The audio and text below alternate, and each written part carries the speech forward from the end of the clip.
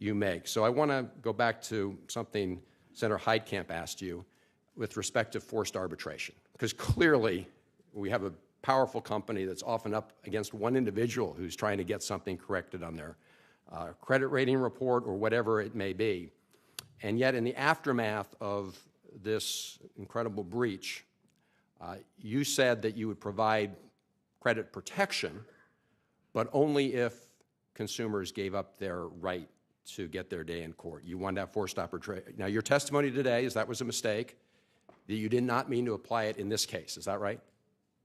That is correct. All right. But you do apply forced arbitration in many other situations, don't you?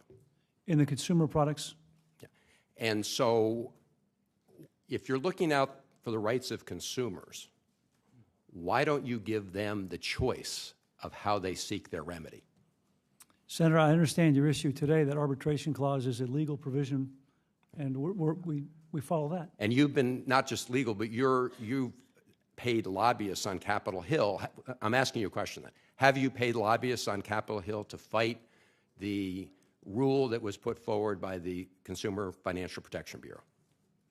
If you're referring to the harmonization bill that was proposed, which I think you're referring to, is that the... I'm referring to the legislation that would specifically? overturn the Consumer Financial Protection Bureau's rule that prohibits forced arbitration clauses. Senator, if we spend time on that, I'm not aware of that.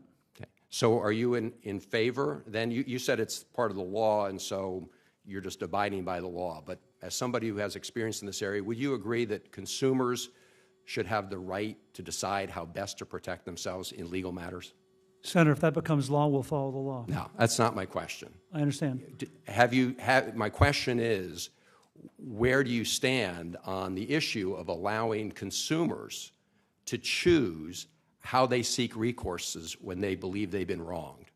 Senator, I understand the question. And today, arbitration is a part of the law, and we're following the law. Yeah.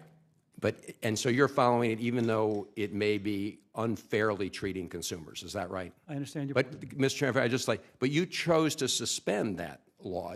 That you could have enforced that on these individuals, right? It was never the intent as it related to... But it was the law. Law would have allowed you to do it, right? But it was never the intent... That's not what I'm asking. The law would have allowed you to do that, right?